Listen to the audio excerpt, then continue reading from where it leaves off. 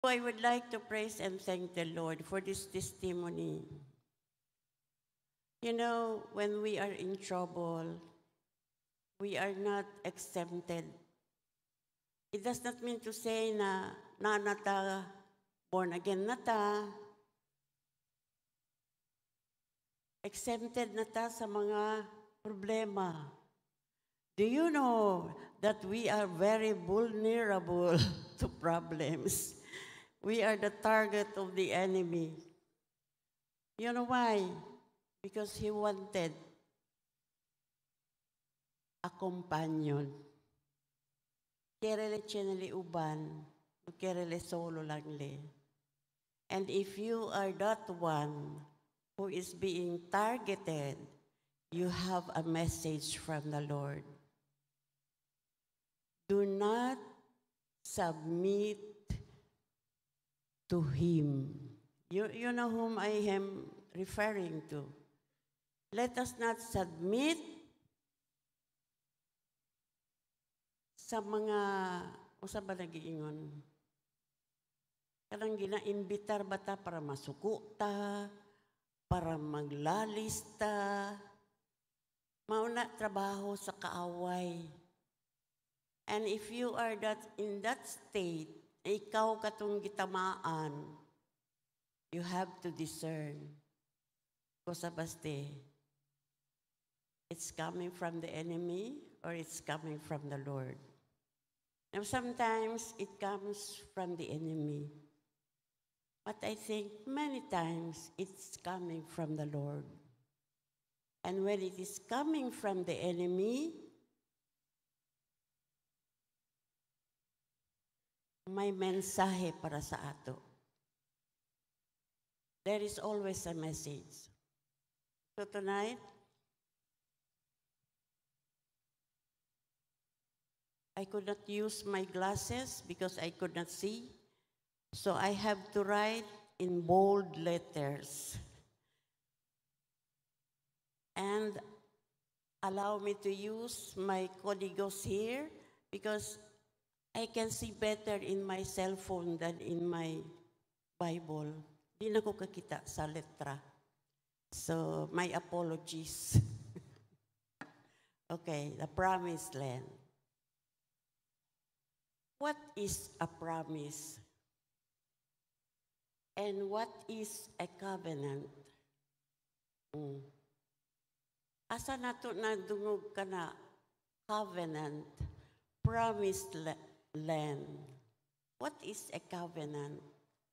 It is an agreement between two people. In the promised land, we have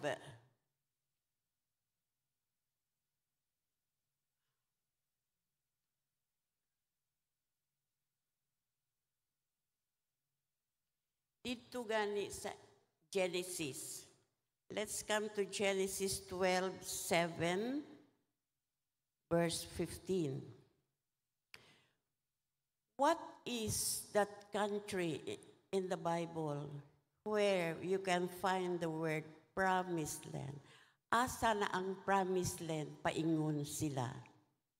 Diin? Canaan.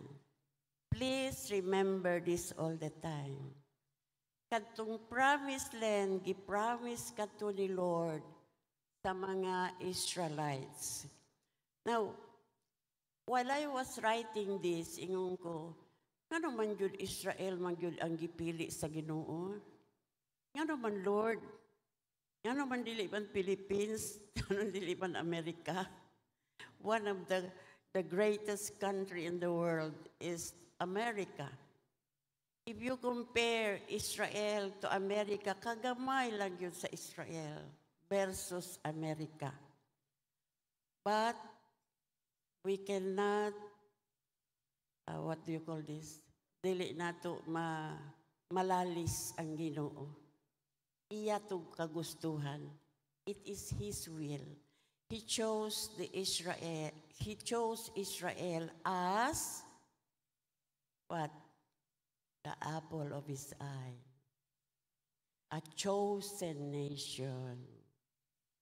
a chosen nation.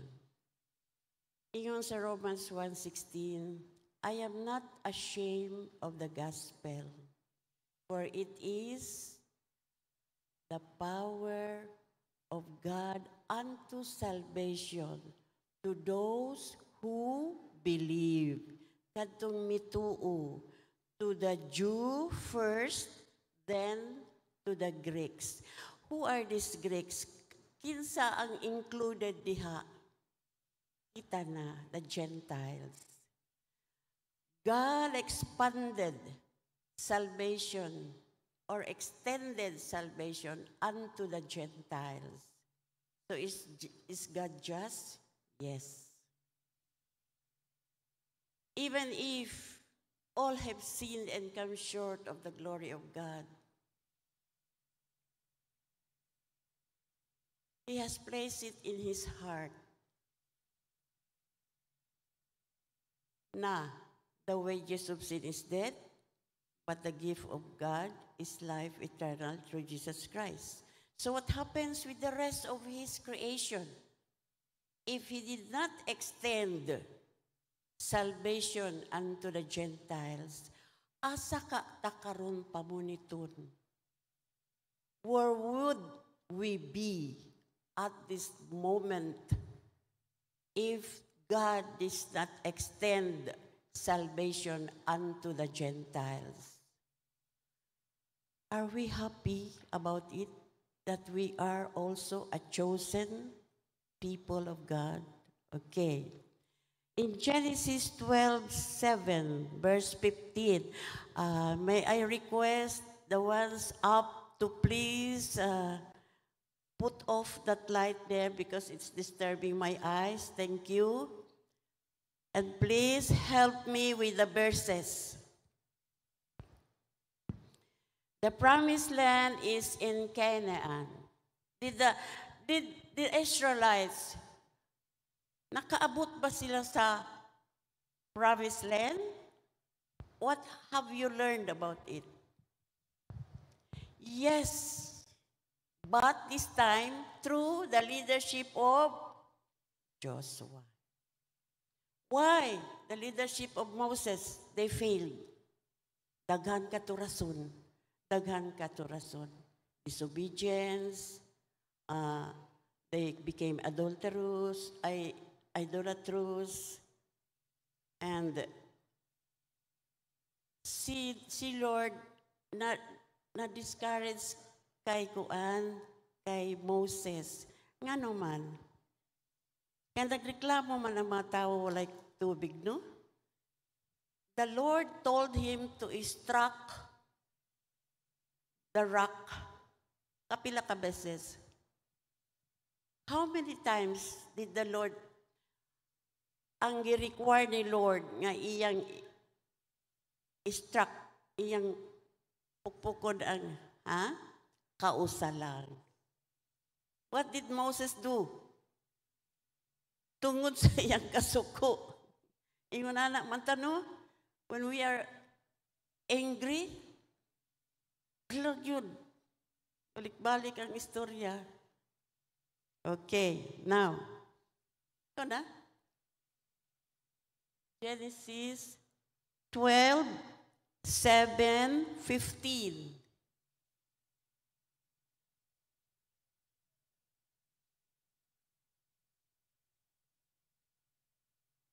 Chapter 12:7-15.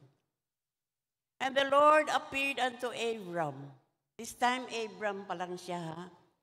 And said unto thy seed, will I give thee land, and there builded me an altar unto the Lord, who appeared unto him. The next verse.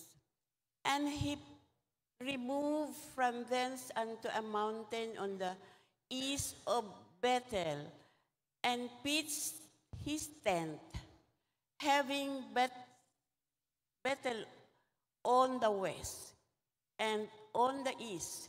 And there he builded an altar unto the Lord, and called upon the name of the Lord. You know, ako nagapangutan ako. Abraham has not seen the Lord. Nakadungog lang siya sa tingog. Parehas kitang tanan. Have anyone seen the Lord physically? Nato tanan? Nobody.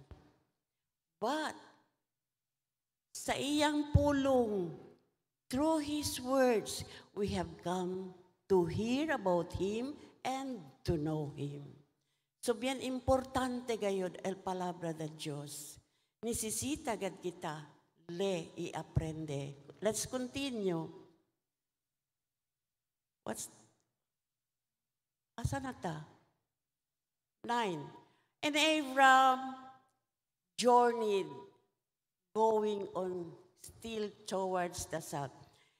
You know, Abraham was called to leave his country and to go to a place where he is going to settle.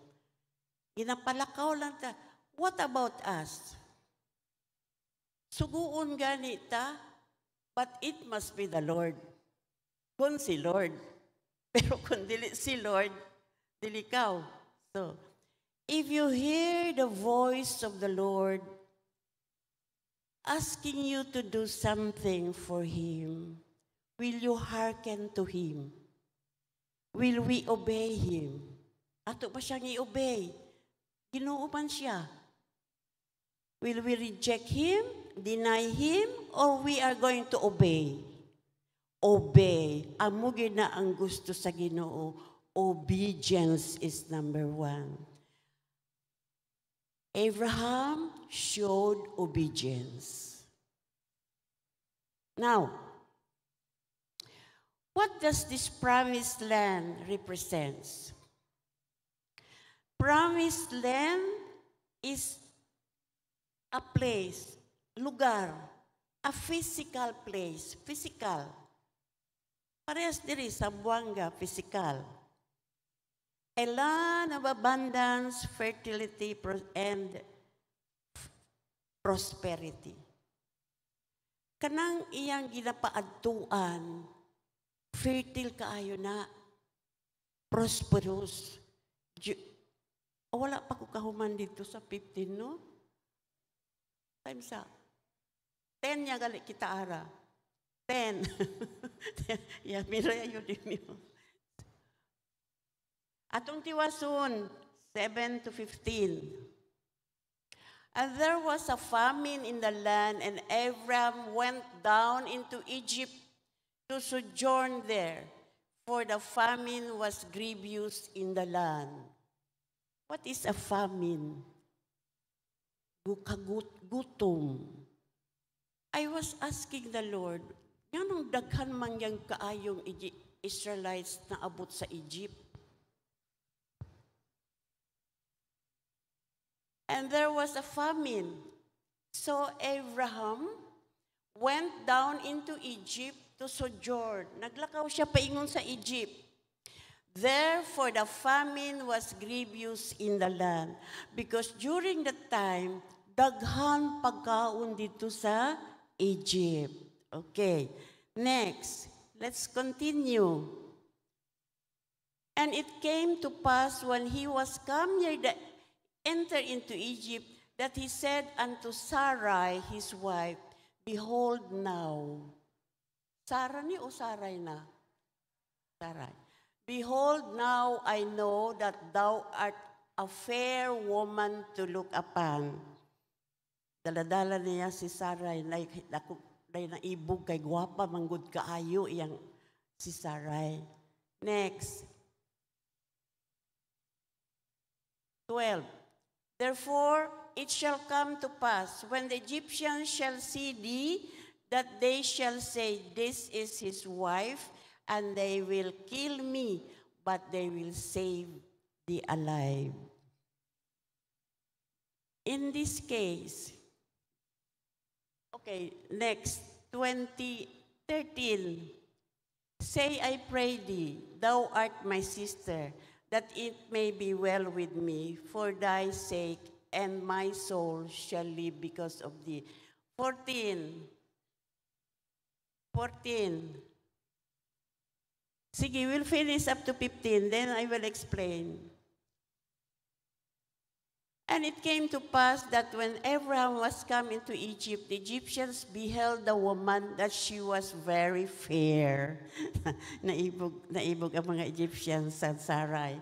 The last one, 15. The princess also of Pharaoh saw her and commanded her before Pharaoh, and the woman was taken into Pharaoh's house. Now, unsay na-diskubrihan ninyo dito katong kabahin sa asawa ni Abraham? What was the first thing that he did? Para dili gan ihilabtan iyang asawa. He lied. Sa ato pa sa Bible di ay lying, no? Na kana recorded yun na. Tell them, I am your sister. Pero kung atong sundon yun ang ilang lineage, igsuon ka na niya yun si Kwan, si Sarai. But anyway, that's not our lesson. Okay, now let's come to the physical inheritance of the promised land. The promised land is a physical inheritance. Mauna to dito sa Canaan. Ipadala sila sa Ginoo dito because of divine favor for Abraham. And they will find a place for worship. See? Importante yun ang worship. Hindi lang kay worship akilang adentro iglesia, no? Antes kanila, onde sila ginda, ala sila taas nila worship. Then, para sa mga Israelites, God gave them a homeland, establishing a nation for them. Ezekiel 37, 21, 22. Let me see what's this. A homeland for the Israelites establishing their nationhood. Para doon na yun sila'y ilang yuta ang mga Israelites.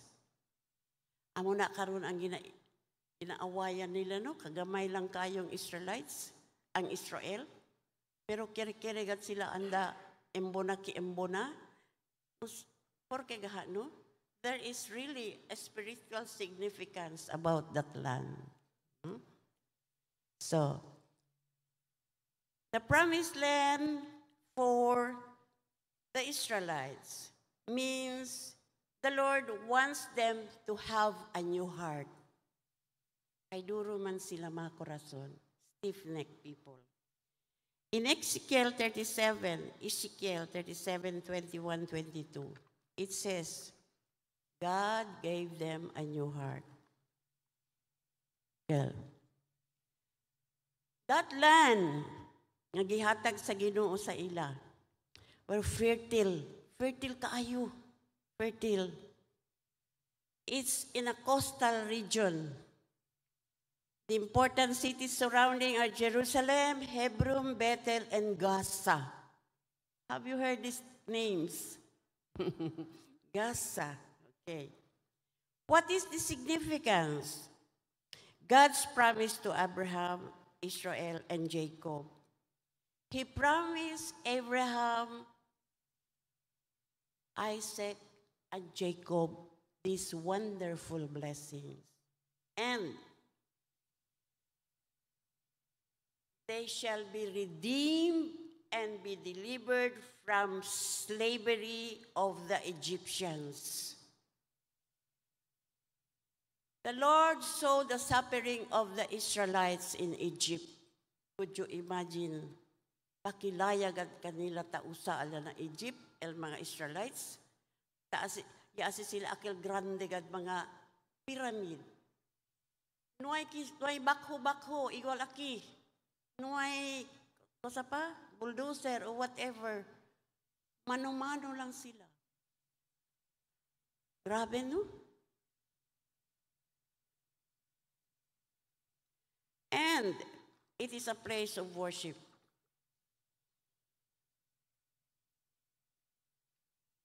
What's the symbolic meaning of the promised land? Number one, heaven, representing eternal life and God's presence. Number two, spiritual rest, entering God's rest and peace. Next, believers' spiritual inheritance. Okay, now, let us come to the New Testament. What is the promised land under the New Testament? How are we going to enter the promised land?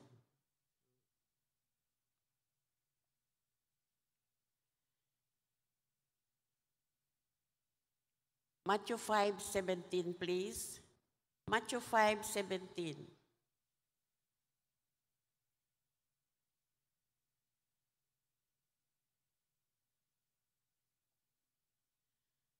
Under the New Testament, Jesus' ministry, first, preaching the kingdom and redeeming humanity. Okay? Think not that I am come to destroy the law or the prophets. I am not come to destroy but to fulfill. How did Jesus fulfill the law? He never came to destroy the law. He came to fulfill the law. The ultimate sacrifice for sin's humanity is the Lord Jesus Christ. Can you imagine how much love God has for us? That He sent His only begotten Son into the world to redeem us. Sa Egypt, from slavery. What about us? To redeem us from our sins. Praise the Lord. You know, so many people do not know the Word of God. Daghan kaayong dili ka mao kabahin ani. So what is our task? Kita. I was listening to Sister Rosenda. Do you know when you meet a person that is a soul? Ang mga tao matagbuan ninyo sa inyong kinabuhi, sa inyong opisina, sa atong mga negosyo, ato daw wala ba ako negosyo, sa inyong mga negosyo, mga almas sila. And they need salvation. Kimudo kita, taatraka ko na sa mga hente. Ta-entray sale lang na di aton mga premises, tinuay gad uwi, palabra del Diyos. You know what? The awkward but chinebes, no? But you have to be filled with the Holy Spirit. When the Holy Spirit is in us, you will never let go a soul. Conversa gato por causa con Jesucristo. Si Muslim ele, si Kikiken Bale, or whoever he is, regardless of, kosate talaba? Regardless of si Kian sila. Because salvation is for everyone. John 3:16 says, For God so loved the world, and He gave His only begotten Son, that whosoever believe in Him will not perish. And when you give the word, and minister, after that, you're no longer accountable for Him. This needs accountability. Accountable gad kita na todo hente kung kaya kita atubang. Hindi gad kita taabda el palabra del Diyos. We might know the Bible from cover to cover, but if you will miss the soul-winning part, you will miss a lot of your life. Our lives, and that includes me. Soul winning gayod. Bimbright gad kita na Bible. We can preach cover to cover about the Word of God. But we have never witnessed. Napirmi gad kita si tauwin, no? Witnessing, witnessing, witnessing. That is the ultimate goal. The Lord went to the cross because of souls. Tungod sa mga kalag. Asa ba ng mga kalag karon? Maybe you cannot bring them to church at once. Ako bitaw, dugay ba ako naluwas? Perting dugayag yun. But praise the Lord.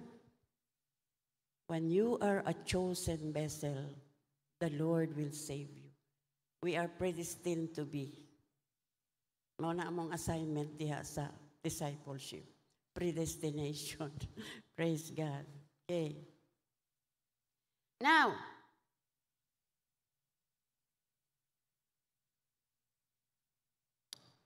the church, the body of Christ, is a spiritual promise. A spiritual promised land. 1 Corinthians 3:9. 1 Corinthians 3:9. Praise the Lord. The church was established. And who are the church? Who is the church? We are the churches. Kita. Pero, kaya naman si di aton ko ano, pamatasan naman yun nato, may yung adto ta simbahan, anda yun na church. Kita ba yakin a church? This is a building.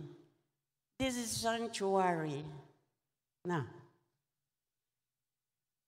We are the churches. 1 Corinthians 3:9. For we are laborers together with God. Ye are God's husbandry. Ye are God's building. Every one of us is a laborer. The Bible says, the harvest is ripe, ready to harvest. But the laborers are few. Let us avail ourselves to be laborers for the kingdom of God. 76 yayo. Only this later part of my year did I began to witness. I did not have the passion before. Wala yun. Florence had. Not even her brothers, wala. And even myself. But I have seen the passion of Florence in winning souls. And until today, she does the thing. And if we are challenged by that passion, let's start now. It's never too late. It's never too late. How much souls have we brought to the kingdom of God?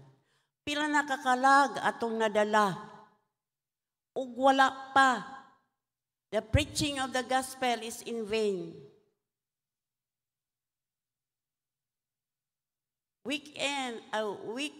Every week, Sunday, Tuesday, Friday, wali si pastor. Pirmi lang makadungog ta. Mga bigta og kalag. You know, kung ato lang na siyang gibungol-bungol, it is a sin. What is it? It's a sin. Sala ka na. We have the Holy Spirit convicting us. Asa ba nato gibutang ang balang espiritu kung wala conviction? What is happening? You know, the joy of the Lord is our strength. Pag makashare ganit ta sa pulong sa Ginoo, unya maminaw gyud tong tawhana o babayi o tigulang. Unsa to sister, nakahilak gani kay giampuan. Na. Ngano man? Because of that, because the word of God is powerful. potent, powerful God, ang Word of God. Maskin el ken binduro hindi kadagad blando. Por causa na palabra ng Diyos. But don't give up. Florence did not give up on me. I was the product of her years of praying for me. Bin largo ka tiempo. But one day, she said to the Lord, Lord, asegad to manera kay di mi nana, chenegad ko sa ipasa, para biragad likara contigo. Maybe my daughter was already, gikapoy na siyang inampo, pinangayo sa Ginoo. That's why I told somebody, you want that you know, magampo ka, Lord, i-allow ba na siya mapiango unsa diha kay para makatawa ko usahay. But Florence did it. When I got saved, she congratulated me. Abalimang, congratulations. Why? Abay, por qué tu tan congratulate kumigo? Yaro ba kumigo di misen? Abale, congratulations. Ule pa gayon. Natarabya-rabya yayo. Kay imbes man kuan balik kumigong mampitile, kay yaper di misen. Now, today, I understood when I got saved and I learned of the verse, Romans 8:28. Yaper di misen. That was 28,000, 1998, ay 95. Dako na nakaayo. But you know what? Wala man ko naguol. That day, I was not able to buy bananas kay wala na ko'y kwarta. But the joy of the Lord came into my life because of prayers. Don't give up praying for unsaved loved ones. Don't give up for your children. Pray, gayud, pray. It is only through prayer that you can do, because God, Holy Spirit, will help us convict them. Okay. Eternal life. This is a promised land of the Lord. We call it promised land. The ultimate inheritance is heaven. To every believer only. To every believer only. Nakato di ay sister, dili believer. Naingon ang Ginoo, to them who believe. 1 Peter 1:3-5. 1 Peter 1:3-5.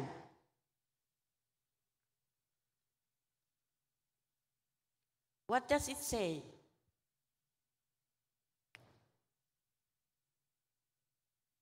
3-5? 3-5 na na siya.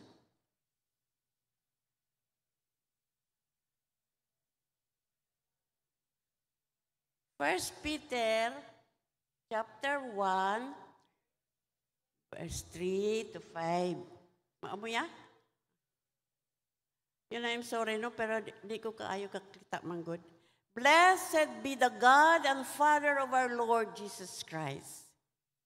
Unsay na subtitle? Blessed be the God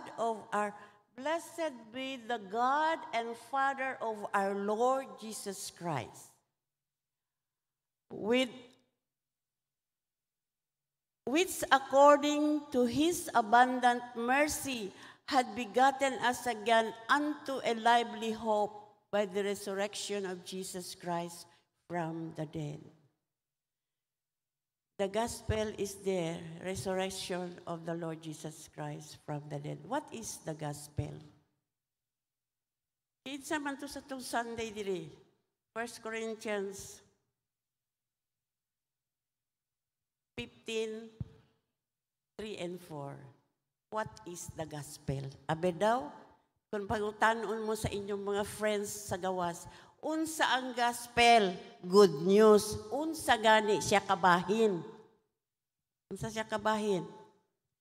Jesus Christ died, buried, resurrected. Maulang na kasimple, no? That's the gospel. Do not say that the gospel, forgive your enemies, love your enemies. That's not the gospel. The gospel is found in 2 Corinthians 15, verses 3 and 4. Jesus died. Di na ko ka-memorize ng taas kaayo. Ang sa tumoy na lang. Jesus died, buried, and resurrected. Was there anyone who resurrected among the other gods of other religion? None so far. Wala yun. Only the Lord Jesus Christ resurrected from the dead. So sa iya lagay kita mutuo nga siya ang atong manluluwas. Is our Savior. Okay. Dagan pa ni kaayo. Pero ako lang yung ginabasa-basa, tagsa-tagsa. Okay. Okay. Other obstacles to face on our spiritual journey. Na may mga problema, other obstacles to face in our spiritual journey. Yes or no? None? Wala gyud? Ay, daghan lagi-lagi, laghan lagi-lagi. Okay. Some of them, I will only name a few. Unbelief. Unbelief. Na iuban man gud dili mo tuo. They are doubtful. Instead,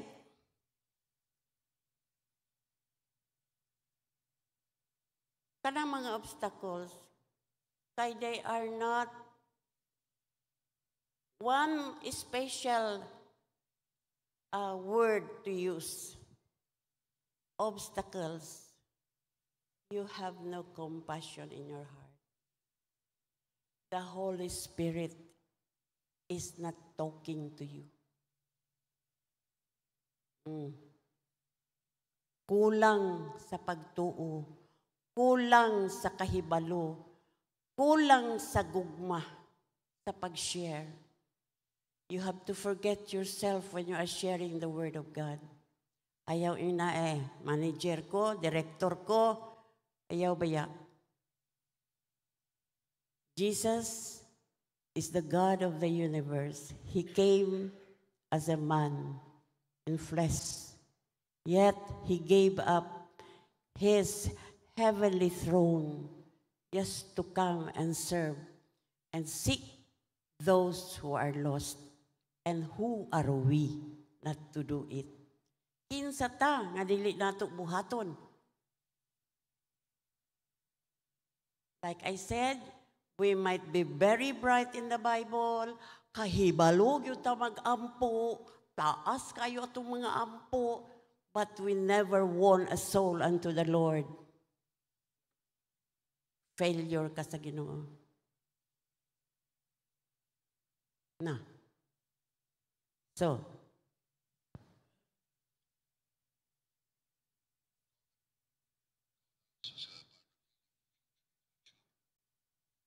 okay, let's continue. Hapit na kumahuman.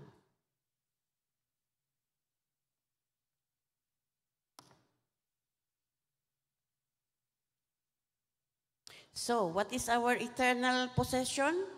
What is our promised land? What is our promised land? Eternal life. Eternal life. Unsa may tuyo nato? Unsa may tuyo nato? Pirmi ta naminaw sa pulong sa Ginoo. We come to fellowship.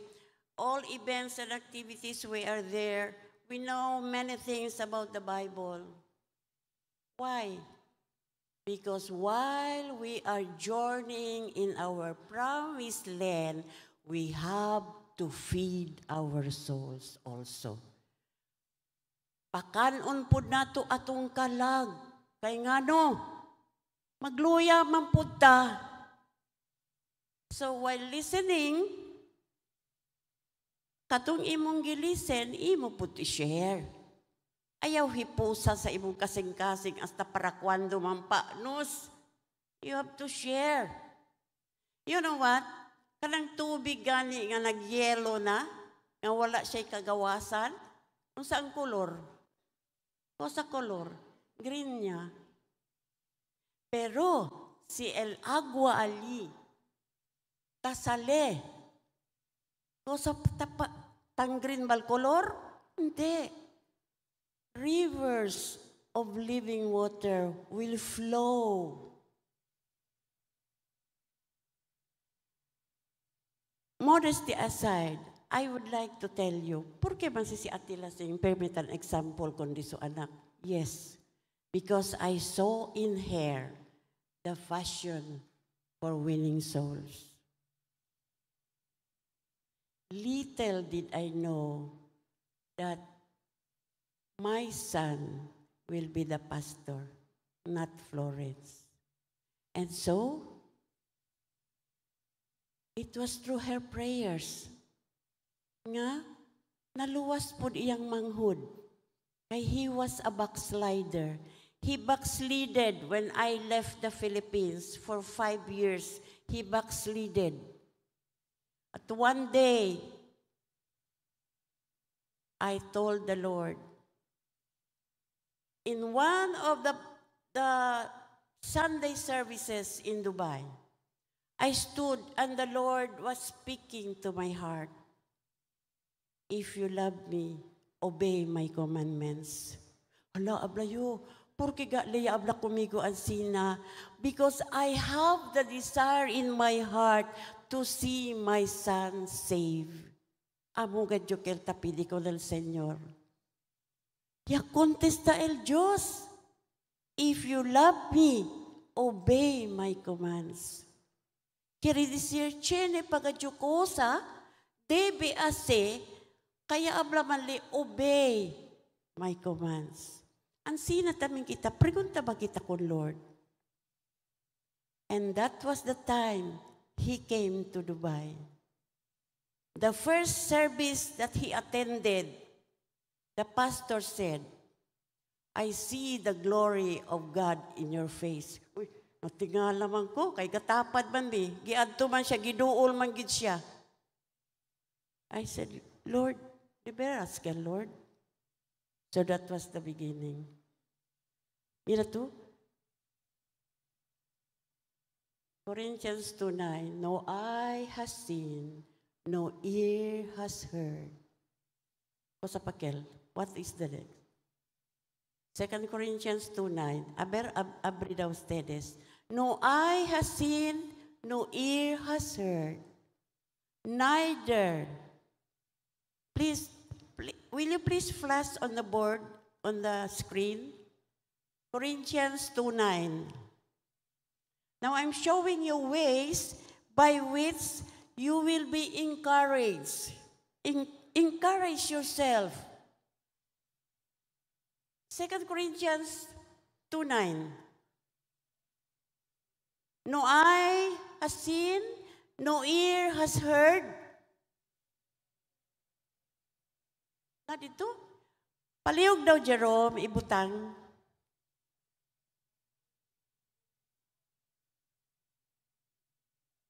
Oh.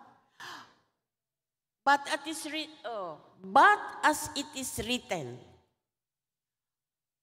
I had no seen, nor ear heard, neither have entered into the heart of man the things which God had prepared for them that love Him. You love the Lord? He has something prepared for you. You really love the Lord? Librasan gayod? Igugmag yung ka sa Ginoo? Naagid siya'y himuon para sa imo. O sa leya abla? He had prepared for them that love Him. No eye has seen, no ear has heard. So, follow these principles. Put a desire in our hearts. Give love. And make time for the Lord. Okay. Now we have the church. The Gentiles now included the promised land. Okay. Jesus fulfills the law. He has not come. Matthew 5:17 now. This will be our last. Kay basig nag-overtime na po ko, ha? Igna ko kung 7:30 na o 7:15. Okay. Think not that I am come to destroy the law of the prophets. I am not come to destroy, but to fulfill. So, you see, he did not come to destroy the law. Jesus did not come to this. He came to serve us all. But first, he went to the cross. Nagsakripisyo siya sa iyang lawas ug dugo para kita maluwas. Nasabtan nato nga ang dugo ni Kristo maoy gihulat sa amahan nga bayad sa atong mga sala. That's what I learned from my discipleship training. It was the blood of Jesus ang gihulat ni God the Father nga ihalad niya dito para kita completely saved. So, let's never forget. Remember this. We were saved through the blood of Jesus. Ang iyang dugo, bien presyoso gyud kaayo. That's why when we leave our homes, a step away from the door, you say, Lord, cover this house with your precious blood. Lord, thank you for your precious blood. Kay kanang among balay, itabon nimo kana kay walay tao sa balay. Tabon ni Lord sa imong hamili nga dugo. Bisan sa atong pagkatulog, even when we go sleep, Lord, cover this. Kay natulog ba tawa, takabalo, kinsay mo suksok diha sa atong kabalayan. But because of the blood of Jesus, you declare and confess the power of the blood of Jesus, then you will sleep soundly. You will sleep in safety. And angels, insa to nag-testify katong Sunday, si Sister Lorena, Roroy. Yabla daw, yamanda miracle nila si Lord. Millions of angels taki adentro na di aton iglesia. You believe her? Hindi si broma. You cannot declare like that if it's not true. See? So this church is really true. This is a true church, and it teaches what? The correct doctrine. We may not be perfect in this church, but we have a perfect God. That's why if you see a sister or a brother failing or fallen, hold the hand. Patinduga siya. Ayaw si paa. Kay si Jesus gani, nagpakamat. But may I please correct one more time, God never died. Jesus did. Ayaw ina, namatay ang Ginoo karong adlaw. Naasa man ta karon puniton kay namatay ang Ginoo. Wa nay hangin, wala nay tubig. Jesus died as a man. Correction ha, kay Pimio si Tauwi, namatay ang Ginoo. So, praise the Lord. Hallelujah. Okay. What's our eternal inheritance or promised land? It's eternal life. We are all heading to that place. but the journey is still continuing. The journey where you're going to pass. Kanang imong agianan, paingon dito sa promised land. Sigbit kaayo. Very tight. So what are you going to do? Paningkamot gayon. There is a song. As the deer panted for the waters of my soul, longeth after thee. You know why it's the deer? Kay kanang deer, kung mangita na siya og tubig, ang iyang lakang, tag-as kaayo. As the deer panted for the waters of my soul. Anata, we have to water our souls. Huh? So that's the good news for tonight. Praise the Lord. Hallelujah. Amen.